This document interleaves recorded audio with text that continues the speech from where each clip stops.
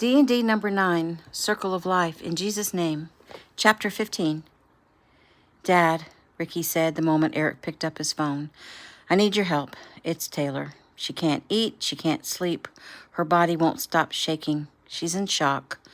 Please, tell me what to do. You and Bree and young Eric, all three of you, lay your hands on her and pray over her. Well, that's what I want you to do. Ricky, stand up, son. You can do this. So you're saying you won't help? Of course I'll help. As a matter of fact, you guys come stay with us. We need to be with family, all of us. I'll call Mark. Joey and Jeffy are in Georgia, but we'll get Breeze and the kids over here. But at this very minute, as soon as we hang up, you three put your hands on Taylor and bless her. Ricky, if I wasn't here, what would you do? I'd do just that. Well, then do it, son. You've got this. Yes, sir. New scene. Jeffy, Cam, Jason, Chaz, and Keegan went to the Stewart's horse stable. Jeffy wanted to go to the place where Gabe had had the strange premonition. She walked slowly around the stable, going from stall door to stall door, and finally she stopped right in front of Rocky's stall. She jerked upright, gripped the back of her thigh, and sunk to her knees. She was breathing hard in great gasps. He's alive, she said. He's hurt. I think he's been shot in the leg. She shook her head. He's right on the edge. On the edge of what? Keegan asked. Jeffy looked up into his eyes. This strong man was almost broken. She wished she hadn't said those words. Just say it, he said brusquely. Don't cushion it for me.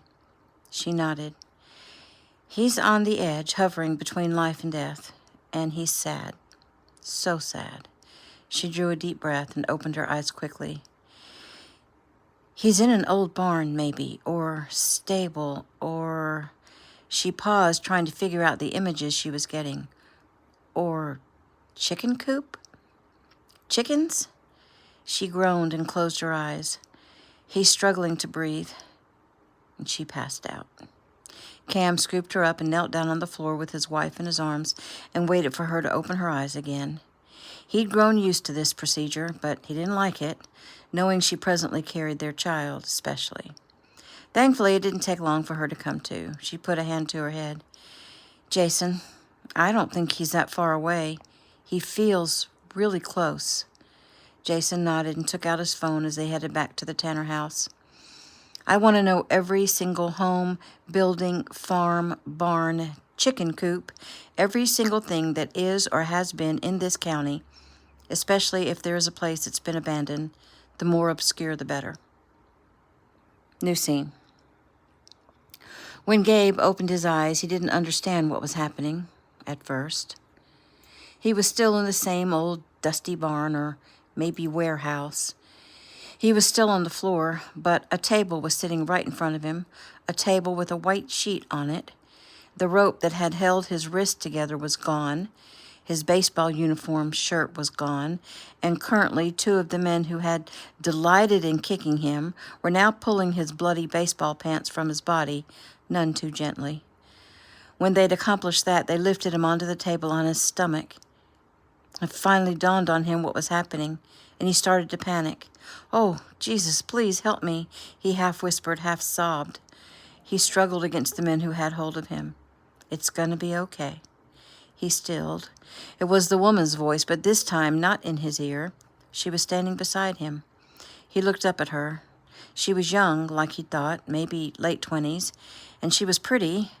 Long black hair, big brown eyes, slim, muscular. Sit him up a minute, she said.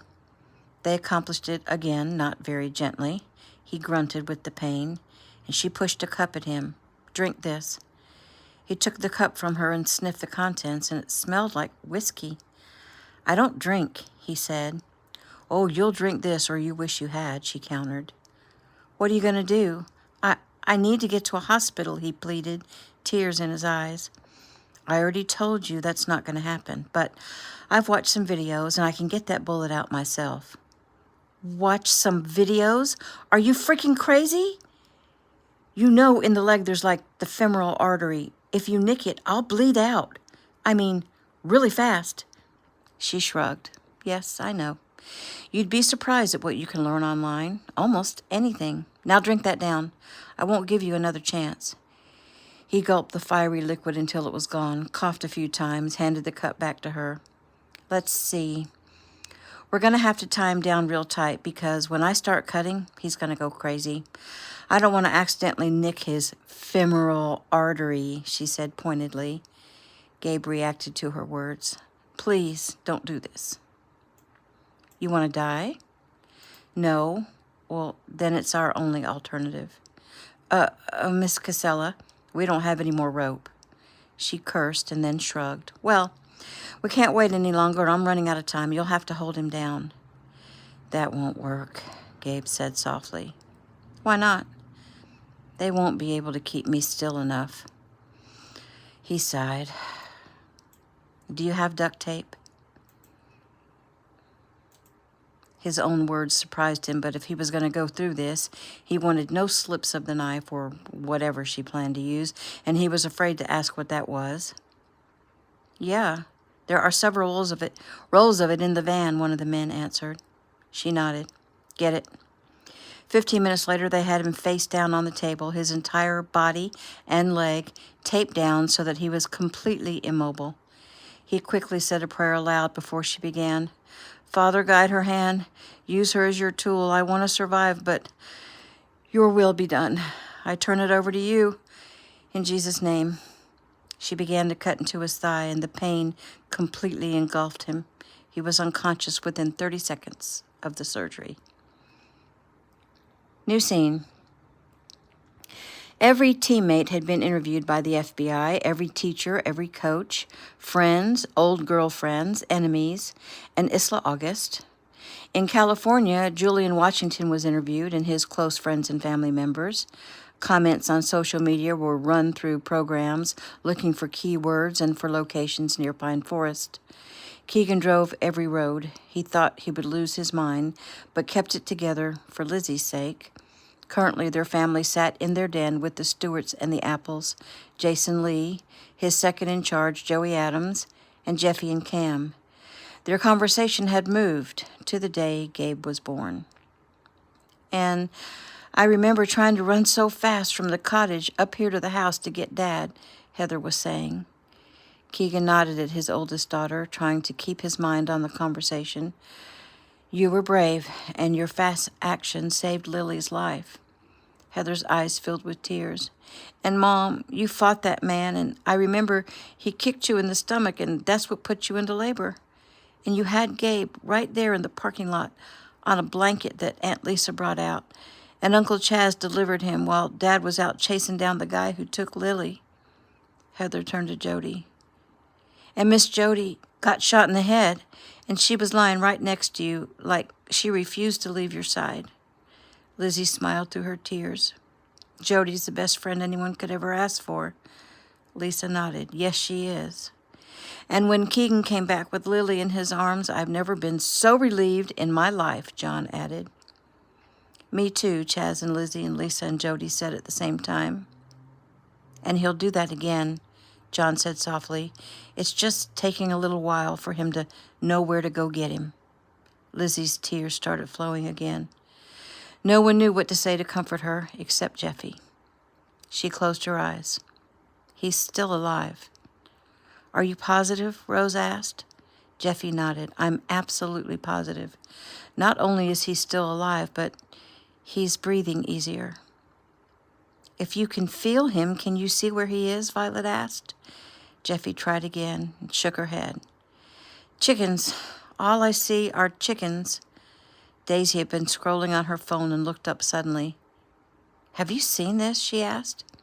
What? Lily responded. There are hundreds, thousands, maybe even more, people posting prayers for Gabe all over the internet. I mean, just this one page on Instagram? Look at this. She turned her phone and used her thumb to scroll and scroll. It seemed to go on without end. And that's just this one account. There's hundreds of them doing the same thing. And that's just Instagram. So I went over here to YouTube, and there's hundreds more. Right now, there are live streams of people having prayer circles for Gabe Tanner. Look at this. And then go to Twitter. I mean, everything is about Gabe. and then go over to even Facebook. There's hundreds. And TikTok, of course. Gabe is trending on every social media site. Everyone took out their phones and started reading prayers, listening to live streams, reading memes with Gabe's pictures and scriptures being quoted. It was actually beautiful to see the whole country come together, except for a few anti-gun people. But the rest were only wanting safety for a high school kid and praying for his safe return to his family. There was a rumble of more than one motorcycle coming up the drive, and Keegan glanced at Jason. Are you expecting someone? Jason smiled. No, but you are. John and I thought you could use some backup. Keegan rose and went to the door. Braden, Tristan, and Caleb were taking off their helmets. They had been on his and John's team in Afghanistan, Special Forces, Special Guys, his brothers. Now all three worked for Jason at Ameritech. They were part of the elite team led by Joey. Smiling, they came up the steps. Braden placed his hands on Keegan's shoulders, his forehead against Keegan's forehead. We'll find him, bro. Keegan nodded, his emotions close to the surface. Braden mussed his hair and moved away. Tristan moved up and wrapped Keegan in a giant hug and pulled back. How you holding up, Keeg? Keegan sighed. Not too good at the moment. We'll get him if we have to kick down every door in the state. Keegan nodded, and Tristan smacked Keegan's cheek and moved inside. Caleb moved up the porch steps and put his hands on either side of Keegan's head and looked into eyes and smiled. We got this? Keegan nodded. New scene. Gabe opened his eyes. He was no longer on the table. He wasn't on the floor either. He lay on a small mattress on the floor of the barn or whatever this building was. His leg was neatly bandaged. He wore only his boxers. His wrists were now taped together instead of being tied with nylon rope. How are you feeling? He startled at the voice. He turned over to see his female captor sitting on the mattress. He took a moment to assess his body. Better, I think. I'm thirsty. Any pain? He nodded. Yeah, it still hurts pretty bad, but at least I can breathe. That's a big help. She touched his bare chest. You seem to be a decent guy, Gabe. Thanks. So, does that mean you've decided to let me go? Sorry, can't do that yet. She was watching his face, so he tried to school his features. Her hand lowered to rest on his stomach, just below his navel, and she looked into his eyes and gave a slight smile. Gabe, what would you think about me relieving you of your virginity? He closed his eyes a moment. Please, dear God, he silently prayed, do not let this happen to me. He opened his eyes and looked hard at her. Please don't, he pleaded. She nodded and quickly stood up. Just thought I'd ask, she said quickly. He blew out a relieved breath. What do you need at this moment? She asked shortly. I need to pee, and I also need some water, maybe some food. Jack, see to his needs, she ordered before she turned to leave. Wait, please, Gabe said softly. She turned, eyebrows raised. I just wanted to say thanks for saving my life. You're welcome. And I don't mean to be pushy, but how long are you going to keep me? She smiled. Well, the big movie starring Gabe Tanner and produced by the feminist group Femmes First is going out this evening. Prime time. The FBI or your father's little company should be able to deduce where you are shortly thereafter. Your father will come to save you, and he will die doing it. Gabe's face drained of color. What? What are you talking about? She came back and stood by his side. Remember I told you I would eventually tell you who I am? Gabe nodded. I guess this is a good time. So, Gabe Tanner, I'm going to tell you a story. It goes like this. Once upon a time, there was a man who met a beautiful Italian woman in Italy. Her name was Gabriella. Funny how close the name is to yours, huh? That's actually what caught my attention when all the ruckus about you winning that martial arts thing and playing baseball, when all that was happening. Anyway, Gabriella and the man, Dario Casella, they fell in love and got married and came to America to find the great American dream. You should know what that is because you're living it. Anyway, the problem was Dario Casella was having a hard time finding work. But then he ran into another Italian living in America. His name was Anthony Salatos. Salatos hired Mr. Casella as his bodyguard.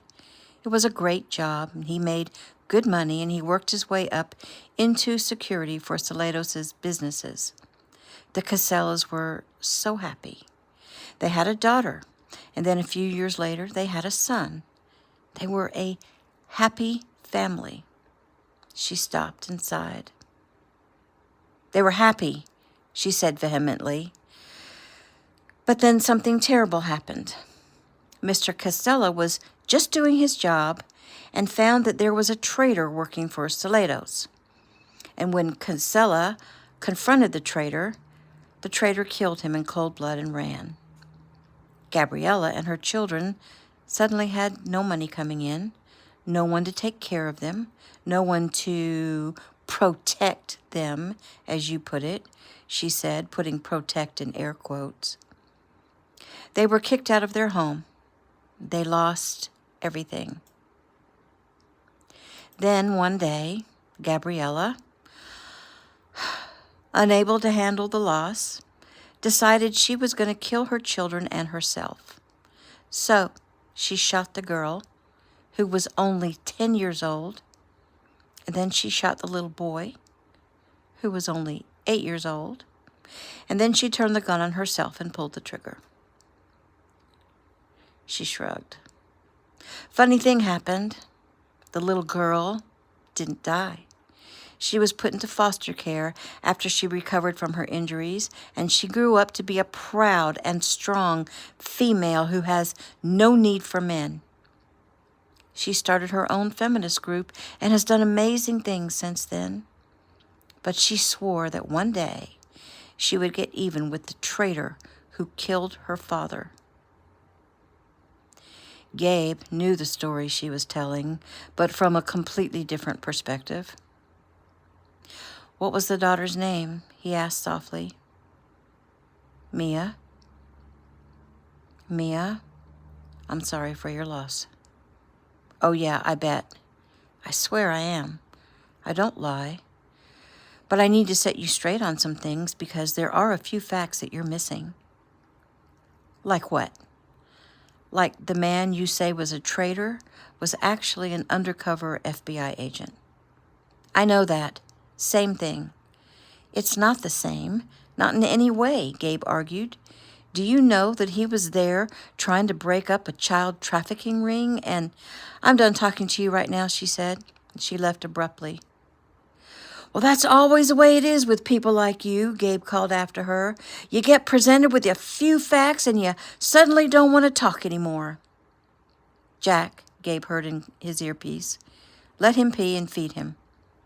Great, just great, Gabe thought. He thought all this was about to be over. Now he had to figure out a way to keep her from killing his father, and in order to do that, he had to know how she intended to do it. New scene. He was 1,000 times more comfortable now that he'd been allowed to relieve himself and had food in his belly and water. Man, water can sure taste good when you're really and truly thirsty. His hands were free. They'd cut off the tape so he could feed himself and hadn't bothered to tape him back. He hoped to be able to take advantage of that soon. Now that he felt better physically, he had to figure out a way to save his dad. He needed information, and there was only one way to get it, and that was by talking to Mia. Besides, he had a burning desire to set Mia straight on how she was seeing things. She'd been a young child. She may have been told a different story, but she needed to know the truth. For that matter, he didn't know firsthand either. He hadn't even been born yet, but he knew his father wouldn't lie about what happened, and he had proof to back up what he said. Gabe needed Mia to talk to him. Up until now, she'd certainly been willing to talk. He'd spoken to her every time she spoke. He wondered if she was listening to him even though she wasn't speaking. "Mia, are you there?" he sighed. "I just want to talk to you." Silence. "Well, I don't know if you're listening or not, but I feel I need to say some things." Silence. "Hello, Mia?" Silence. Gabe looked around him. There was no one in the barn. Grunting, he pulled himself up, waited a few seconds for the dizziness to go away, then began circling the large area. He looked up at two high, small windows at opposite ends of the structure. And there were two doors, large doors like in a stable or a barn. The ones to his right had a splinter in it, and he could actually see a sliver of light. He put his eye to the opening and saw two of the men who were guarding him. He turned and limped over to the doors to his left. He couldn't see out of them, but he put his ear to the door, but couldn't hear anything. He tried to open it, but it was firmly bolted or maybe even nailed shut. He looked up at one of the cameras trained on him and started talking again. "Okay, fine, Mia. You don't want to talk to me. Then just listen," he began as he slowly circled the room. "My father was there because he was an undercover FBI agent. The Salados dude was child trafficking. He was taking little kids away from their parents and selling them, and it had been going on for years. The dude was a sicko. Yeah, it was nice of him to give your dad a job, and maybe at first your dad didn't know all the stuff Salados was into. But after a while, he had to know. He had to, Mia. He had to know he was working for a criminal." Gabe drew a breath. He had no idea if she even heard him, but he went on. "When your dad found out that my father was FBI, he didn't go to confront him. He was sent to kill him. And he would have if my dad hadn't come out on top of that fight. Look, Mia, you said I seem like a decent guy. Well, you seem like a decent woman. So I know you can't think stealing babies is right or good. You were a kid, and you had a little brother. How would you feel if some bad guys had grabbed you or your brother and took you away from your family? And Mia, they really were stealing babies. There's proof. There were hundreds of them, maybe thousands. It'd been going on for years. Some of them were like already grown up. I'm not saying your dad was a bad guy. Maybe by the time he figured out what was going on, it was too late. Maybe your dad had no choice but to continue to work for Salados. But my dad had no choice other than to kill your dad so that he could save those kids. Try to understand, please, Mia." The doors burst open and the four men came in, two of them with their guns drawn. They backed him up against the wall where his mattress was and ordered him to have a seat. He contemplated for just a second the odds of him being able to take a gun from one of them before the other could shoot. That was training he hadn't had yet. Though he'd seen it done numerous times and knew the gist of it, still, he wasn't sure if he could accomplish it, which would mean he shouldn't try, unless it was absolutely life or death. So he did as he was told. He leaned back against the wall and slid down to sit on the mattress. He watched as the other two men measured the room with a tape measure, made markings on the floor, measured again from the other side, made more markings. One of them left and came back with wood and a toolbox, and he had a quick flash in his mind of an old West movie where they're building a gallows to hang some dude, and he was having to watch them build it.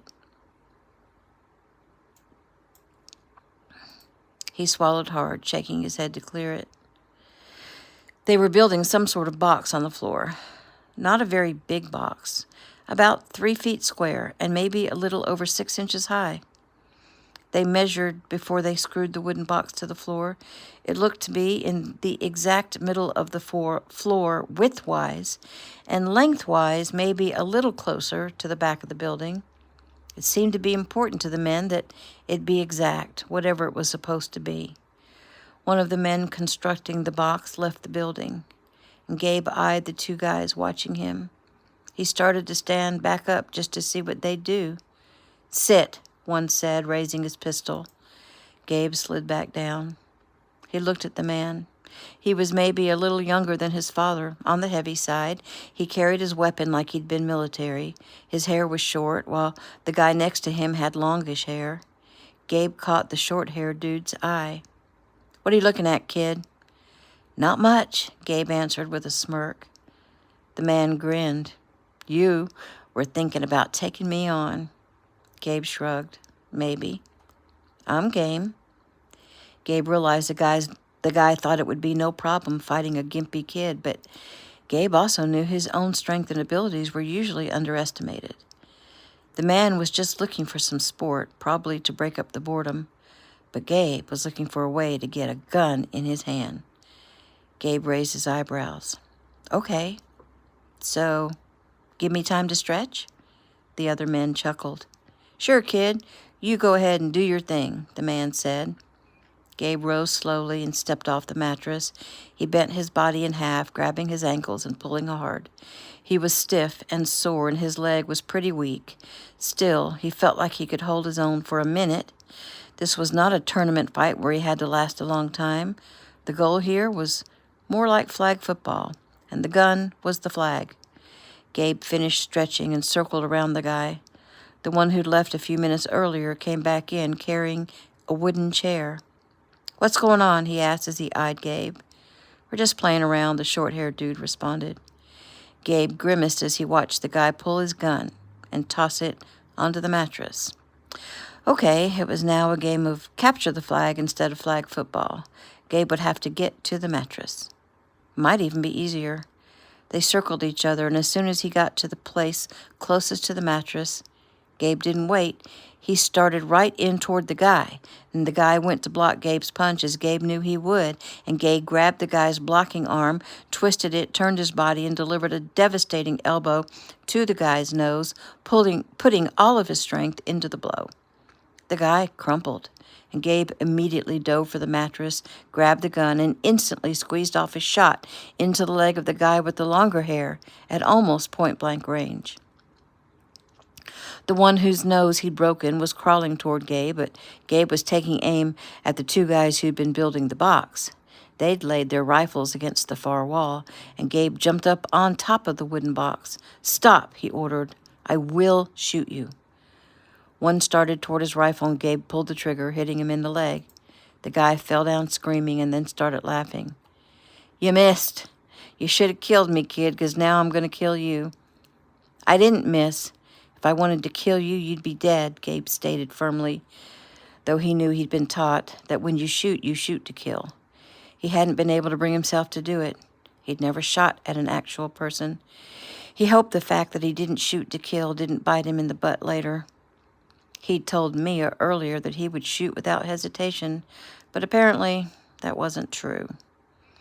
He glanced down at the guy with the broken nose to make sure he wasn't coming at him, and then at the guy who was standing with his hands in the air, and then a shot rang out, and the gun Gabe held flew out of his hand.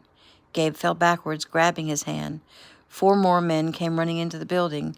2 of them were on Gabe before he could stand. He wasn't sure how many punches they got in, but he was sure the judges would declare Gabe the loser. New scene. "Look at this," Joey said to Jason and Keegan. He unfolded a large, old map of the area and laid it out on the dining room table. There were 3 circles in yellow highlighted on the map. Joey pointed to the 3. "These are not on the other maps. These are old abandoned buildings. This one," he said as he pointed, "used to be a storage facility for farm equipment. But these 2," he said, pointing to 2 other yellow circles, "these were both part of a poultry farming operation, one for raising chickens and one for eggs." Keegan's heart began to beat harder. This was it. It had to be. "These are only about 10 miles from here," Joey went on. "Back roads, dirt roads. Apparently, when the main highway was restructured, it took all the traffic in this direction." He pointed off toward the state highway. "These roads here are overgrown, but still accessible." Okay, Joey said calmly, knowing Keegan was ready to go in, guns blazing. Let's get some recon on the area. If this is the place, we'll need to pinpoint Gabe, get the setup, and do this right. He looked at Keegan, brows raised. Do you read me, Agent Tanner? Reluctantly, Keegan nodded. Roger that. New scene. Gabe struggled with everything he had against the 4 men who currently had hold of him. The 2 men he'd shot and the one whose nose he'd broken had been taken out of the building. And Gabe wondered what would happen to them. After all, Mia wouldn't even take him to the hospital. Would she get her own people medical care? The 1 man Gabe hadn't hurt had finished the original project. He'd taken the wooden chair and used nails to attach it to the wooden box, which was attached to the floor. And now the 4 new guys, the ones he hadn't seen before, had just beat him to a pulp, were wrestling him into the chair. He may not have succeeded in his attempt to escape, but at least he was giving them a hard time, trying to get him into the chair. He could feel some pride that it was taking 4 grown men to wrestle 1 kid into a chair. They finally slammed him into the chair while the 5th guy started using duct tape to secure him, and by the time they were finished, he was fastened securely. Arms, legs, hips, chest, all taped so tight he could barely move. They let go and backed up, everyone breathing hard, including Gabe. They all looked him in the eye, shook their heads, and exited the room. Gabe sat there, catching his breath, and tried to figure out what was coming next. He'd lost track of what day it was. He had to think. Okay, they took him on Friday night. He was pretty sure he'd slept through the next night after the homespun surgery. So, this is Sunday, and the sun was going down. And Mia said tonight she was airing the video, and that means they were preparing him for the moment his father would come for him, because her goal was to kill his father. He looked around trying to figure out what was happening. They'd built a box to attach a chair to sit him in. The measurement had to be exact. It resembled a throne. He looked up at the small window in front of him at the top of the wall. That's where the bullet had come from that knocked the gun out of his hand and probably broke 2 of his fingers, he surmised, as he tried to wiggle them. It would take a sniper-worthy crack shot to make that hit, and the person had to be up high, or this structure was down in a valley, in order to fire that bullet through the window and hit his gun. And then it dawned on him. He was literally a sitting target. They built the box to put his chair exactly in the frame of the shooter's scope. And when his father moved in to free him, he would be directly in the line of fire.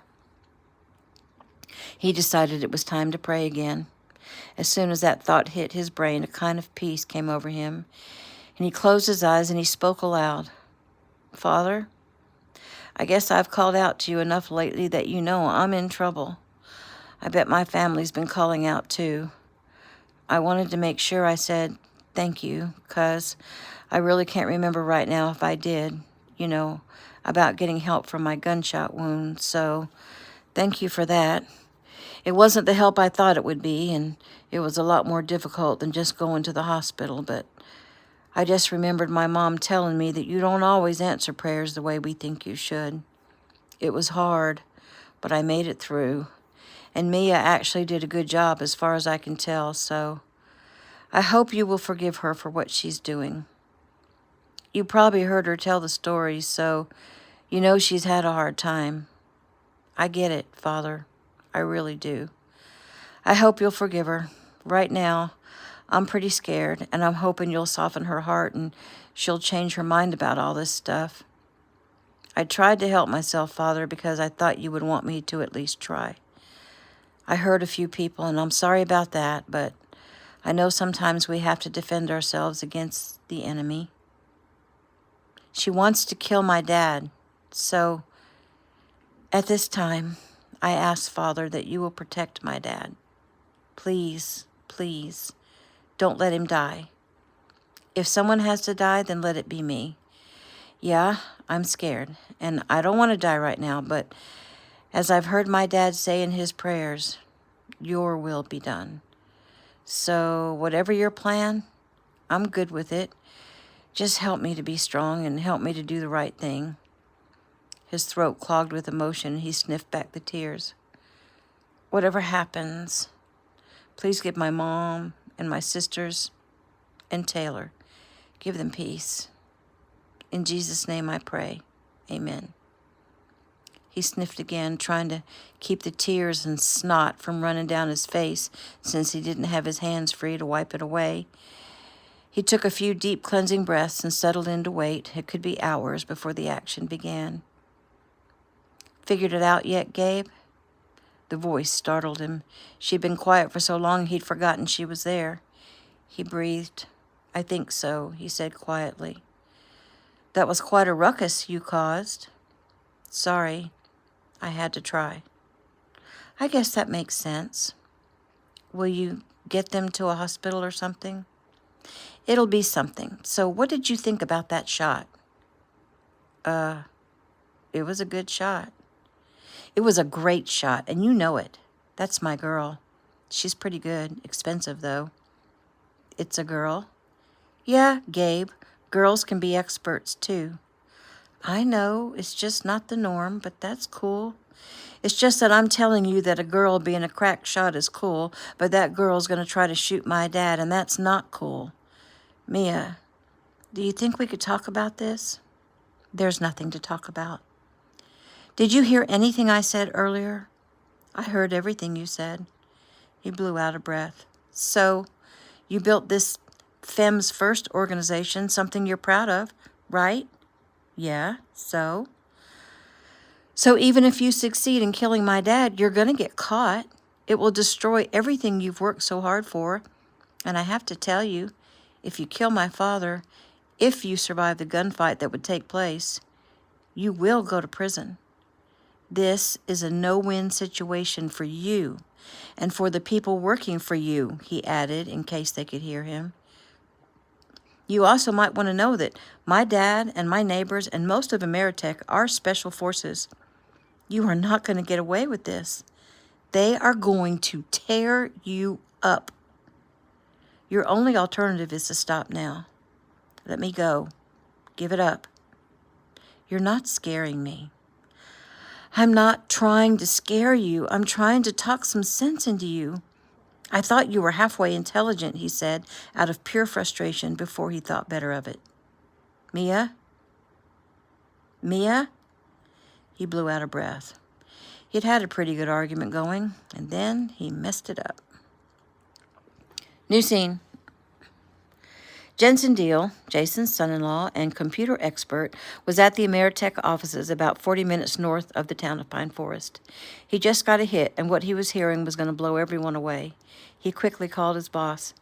What do you got? Jason said immediately. Every social media site has Gabe Tanner video. That's not unusual. It's video after his abduction. I haven't heard the whole thing. It's hours long. I called you immediately. I'm tracing the broadcast right now. It's coming from Pine County, and I pinpoint it to be one of the old poultry farms you were looking at. Hold on. I'm sending coordinates. Got it. Jason put his phone down and looked at all the weary faces peering up at him. We have confirmation. There was a scream from the other room, and the men ran to the sound. It was Rose. She was holding up her phone. Look at this! They saw Gabe tied and laying on the floor of an old building. The audio was just as disturbing as the visual. I know you're upset right now, Gabe, but this had to be done. Why? What did I do to you? Nothing really. You just offered me an opportunity I couldn't refuse. Who are you? You'll eventually find out. For now, I'll be the one asking questions. Are you going to kill me? Well, now, you just went straight to the heart of the matter, didn't you? On the video, you could see one of the men step forward and kick Gabe, and he cried out, What was that for? The men in the room were deadly silent, Jeff's jaw tense as he eyed Keegan. The look on his face would break even the hardest of hearts. Jeff had been captured and tortured. Keegan had been captured and tortured. Now his kid had been captured, and though Jeff saw no battery and cables, he was experiencing a form of torture. Jeff looked around the room at the others. Even their youngest warrior, Jake, was deadly silent. Jeff was sure, inwardly vowing to kill them all. Jake and his father John had been essentially deputized, hired by Ameritech to support first team, which would be led by Keegan. Rose, turn it off, please, Keegan said quietly to his daughter. He looked up at Jason. Are we ready? Just about. Pack it up, guys. Vests on. We're going to do this right. No mistakes. Do not go off on your own, Tanner. You're leading first team, and you will work together as a team. Keegan nodded. Roger that. Briefing with the FBI in 20 minutes at the arranged meeting place. Let's roll. New scene. April 21st, Sunday, 4 p.m., Keno Estate, Crystal Cove, California. Ricky, Bree called, her voice panicked. He came out of the bathroom quickly. What's going on? She held her phone up. It's Gabe. It's a broadcast by the kidnappers. She played a few seconds of it for him. Where's Taylor? Ricky asked immediately.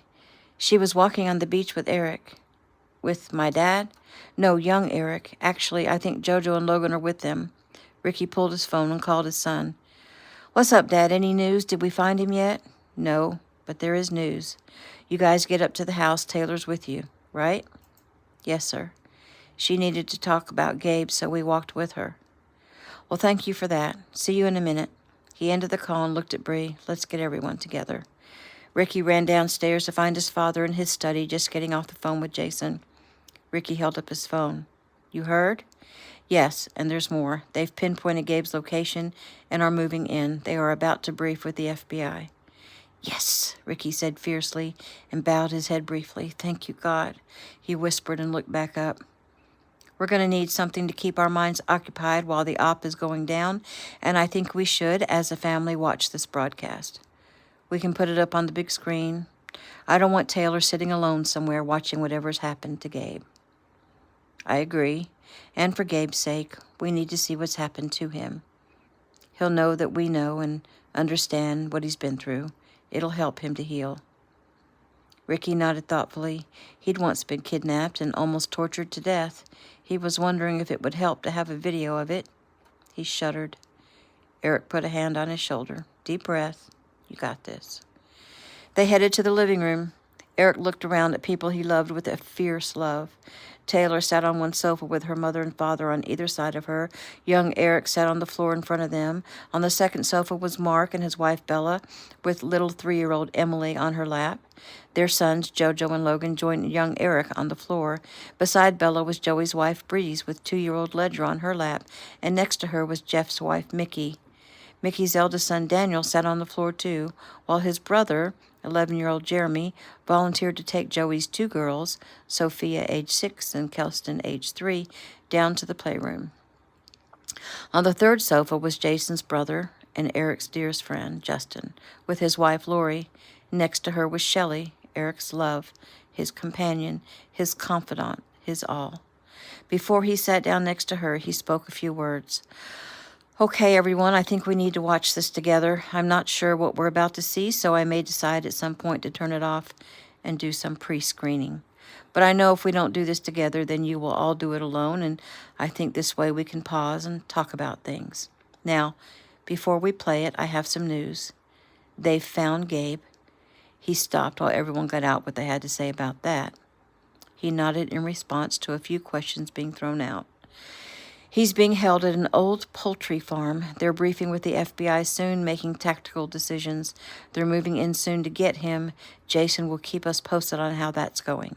It's getting dark there, so it will be a little more difficult, but as soon as it goes down, we'll know something. Okay, Ricky, hit play. Once it began and they were able to see Gabe being dragged across the floor by a rope that was tied around his wrists, leaving a trail of blood from a wound on his leg, and in a great deal of pain, Eric had Ricky stop the video. This is going to be difficult. Anyone feeling like they can't watch, there's no shame in that. If you need to get up and leave or take a break, feel free to do so. Okay, Ricky, let's do this. Taylor, Ricky said softly to his daughter, do you want to stay?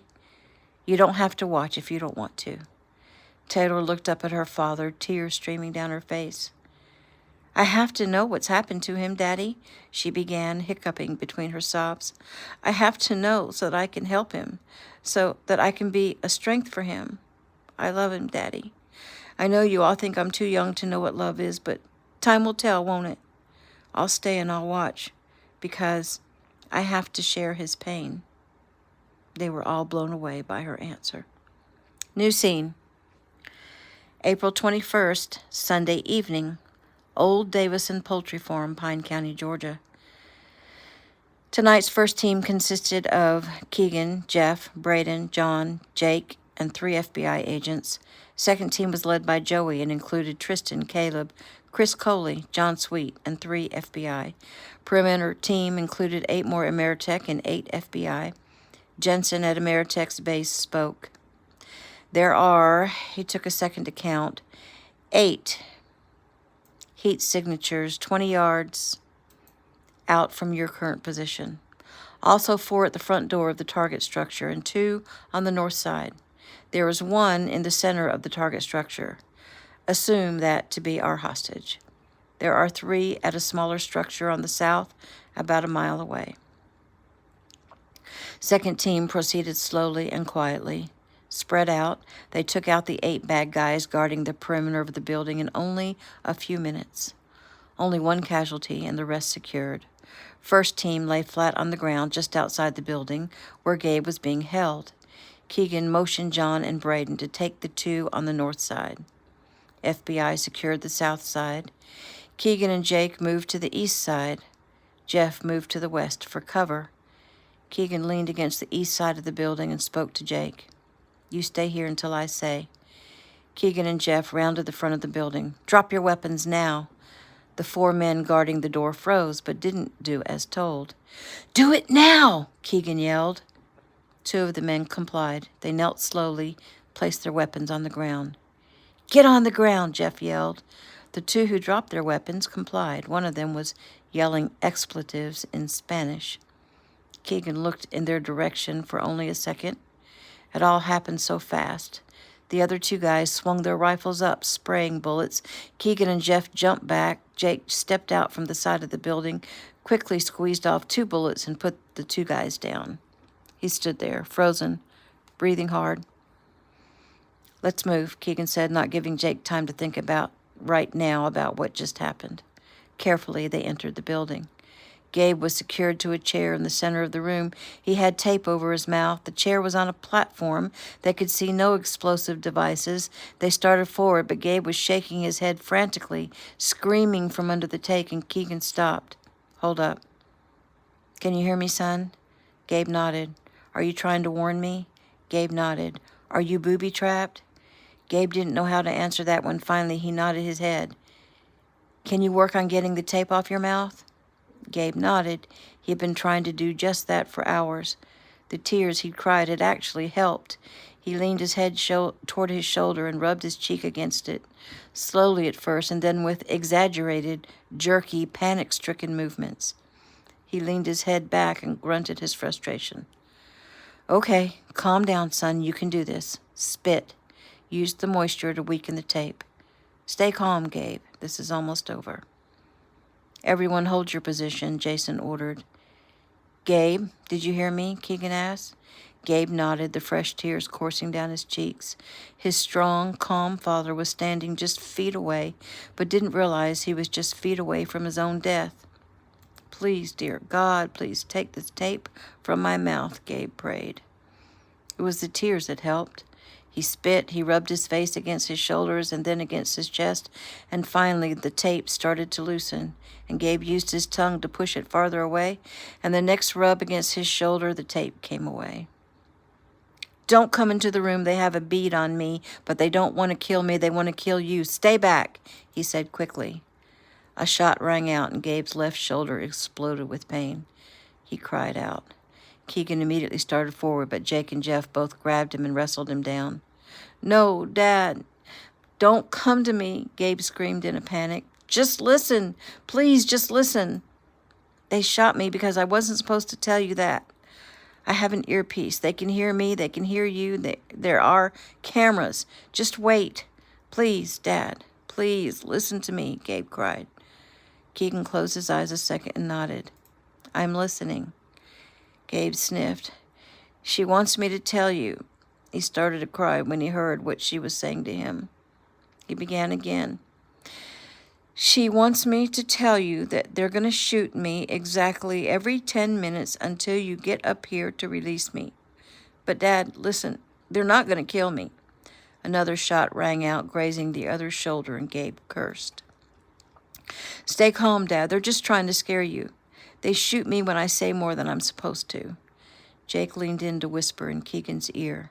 Think about it. Shooter is sniper quality. He's purposely just grazing him. Stay calm. Jeff was on his back, looking up at the window, judging where the shooter would have to be to make that shot. I'll be right back, he said. Where are you going? Keegan asked. Going hunting for the shooter, Jeff said, and left the building. Keegan and Jake heard several more shots, but they weren't coming inside the building, and they hoped Jeff made it to cover. Jason, are you getting this? I got it. Jeff is heading to take out the shooter. Joey's team is looking for the leader. You stay put. Looking for the shooter, Jensen said as he surveyed the area on his screen. Can't see him. He may be using a stealth sheet. Keegan sighed and changed his attention to gaze at his son. His face was bruised. Both shoulders were bleeding. Gabe caught his eye and actually smiled at him. I'm okay, Dad, he said.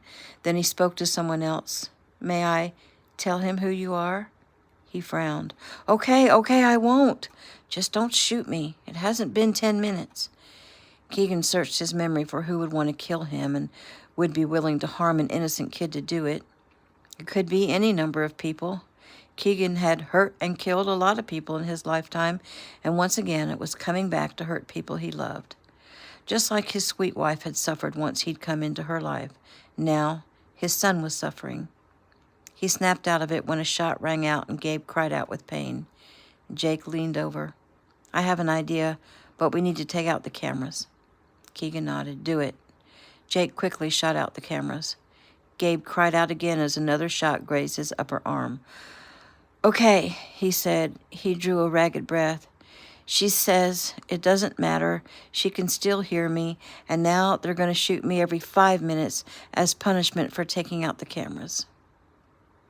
And that is the end of chapter 15.